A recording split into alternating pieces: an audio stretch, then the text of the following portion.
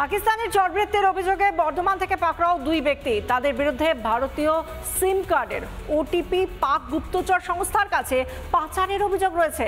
তারপর পাকিস্তানের সক্রিয় হোয়াটসঅ্যাপের মাধ্যমে চলতো ভারতে হানি ট্র্যাপ। মহিলাদের ঢাল করে তথ্য হাতিয়ে নিতে টার্গেট করা হতো সেনা আধিকারিক থেকে টেলি সংস্থার কর্মীদের।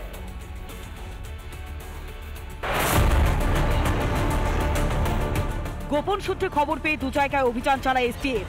পাকিস্তানি চরবৃত্তির অভিযোগে পাকড়াও দুজন। বর্ধমানে নার্সিংহোম থেকে গ্রেফতার করা হয় মুকেশ রাজককে। মেমারির ভাড়া বাড়ি থেকে পাকড়াও করা হয় রাকেশ গুপ্তকে। ওই দুজন বর্ধমান সহ বিভিন্ন জেলার দোকান থেকে বেনামি সিম কার্ড সংগ্রহ করত। সেগুলি ব্যবহার করে পাকিস্তানি খোলা হতো হোয়াটসঅ্যাপ অ্যাকাউন্ট। ওটিপি শেয়ার করা হতো পাকিস্তানের গুপ্তচর সংস্থার সঙ্গে।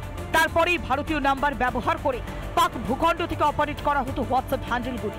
দুই পাকিস্তানি চরকে গ্রেপ্তার করলো এসটিএফ সূত্রে খবর যে এই দুই জন পূর্ব বর্ধমান জেলায় বেশ দুটি জায়গা থেকে তাদেরকে গ্রেপ্তার করা হয়। একজন তারা গ্রেপ্তারের ভিতরে তিনি অসুস্থ ছিলেন, স্থানীয় একটি নার্সিংহোমে ভর্তি ছিলেন, সেখান থেকে এসটিএফের আধিকারিকরা তাকে গ্রেপ্তার করে নিয়ে যায়। রাত্রিবেলা ডিক্লেয়ার হলো যে কাল সকালে ডিসচার্জ হবে। আইসিকে আমি যথারীতি জানালাম। আমাকে যেহেতু আইসি বলেছিল যে পারবাবু ডিসচার্জ হওয়ার আগে আমাকে জানাবেন। এবং এসটিএফ সেলের লোকেরা হয়ে নার্সিংহোমের প্রেমিসিসের বাইরে গিয়ে ওনাকে অ্যারেস্ট করে নিয়ে ওরা চলে যায়। প্রথমে তৈরি হতো ফেক আইডি বানাতো পাক এজেন্টরা। মহিলা সেজে সেনাকর্তাদের টার্গেট করা হতো। টার্গেট টেলি সংস্থার কর্মচারীদেরও। ঢাল করা হতো সোশ্যাল মিডিয়াকে। আস্থা অর্জন হতেই তথ্য লোভ দেখানো হতো টাকার। সিম কার্ড কিনে সেই সিম কার্ডে যে সেই হোয়াটসঅ্যাপ পাকিস্তানের গুপ্তচর সংস্থাকে দেওয়া হচ্ছে এবং তারা সেখান থেকে হোয়াটসঅ্যাপ ব্যবহার করছেন এবং হানি ট্যাপের মাধ্যমে বিভিন্ন তথ্য, ভারতের যে বিভিন্ন তথ্য, সেই তথ্য তারা জানতেন।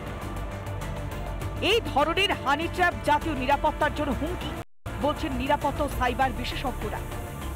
আমাদেরও কিন্তু প্রপার ট্রেনিং হতো যে কিভাবে আপনি হানি ট্র্যাপ থেকে বাঁচবেন। সৌভাগ্যবশত আমাদের সময় সোশ্যাল মিডিয়ার এত দাপাদাপি ছিল না, কিন্তু এখন হচ্ছে, সেই হিসাবে কিন্তু ট্রেনিংটাও হচ্ছে। তারপরে যদি কেউ ফেসে যায় সেটা তার ব্যক্তিগত সমস্যা। যে কোনো একটা সাইবার ক্রাইমের ক্ষেত্রেই কিন্তু আমাদের এই তথ্য, অর্থ এবং সম্মান, এই তিনটাকে আমাদের নজর রাখতে হবে। কোনো কারণে যদি আমরা এফেক্টেড হয়ে যাই, ডিপার্টমেন্ট অফ ইলেকট্রনিক্সের যে পোর্টাল, সেই পোর্টালে গিয়ে সেই যে ফোন নাম্বার থেকে যে এই বিষয়টা হয়েছে, সেই ফোন নাম্বারটার এগেনস্টে আমাদের কমপ্লেন ফাইল করতে হবে। পেহেলগাঁও জঙ্গি হামলার প্রত্যাঘাতে অপারেশন সিঁদুর করে পাকিস্তানি জঙ্গি ঘাঁটিগুলো গুড়িয়ে দিয়েছে ভারত। নয়াদিল্লির কূটনীতিতে দিশেহারা ইসলামাবাদ। এই অবস্থায় পাক চর সন্দেহে বাংলা থেকে দুজন পুলিশের জালে পড়তেই শুরু হয়েছে রাজনৈতিক চাপানুতো।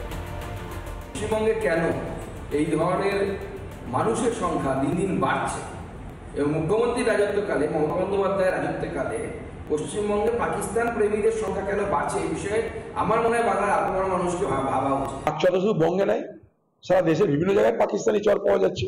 পাক চর তাদের মতো করে চেষ্টা করছে শাখা পোশাখা বিস্তার করার জন্য। সেখানে কেউ প্রলোভনে পা দিতে পারে। চীন, পাকিস্তান, বাংলাদেশ মিলে যে অক্ষ তৈরি হয়েছে, সেই অক্ষ ভারতবর্ষের জন্য আগামী দিনের বড় বিপদের কারণ। ধৃতদের হেফাজতে নিয়ে চলছে জিজ্ঞাসাবাদ। তাদেরকে জিজ্ঞাসাবাদ করে আরো কোথায় কোথায় এই জাল রয়েছে সেই রকমভাবে কিন্তু এসটিএফের যারা আধিকারিক তারা কিন্তু ঝড় অবধি তারা পৌঁছাতে চাইছেন যে আর কত সিম এখান থেকে তারা ব্যবহার করেছেন, আরো কারা কারা জড়িত রয়েছেন এই গোটা ঘটনাতে।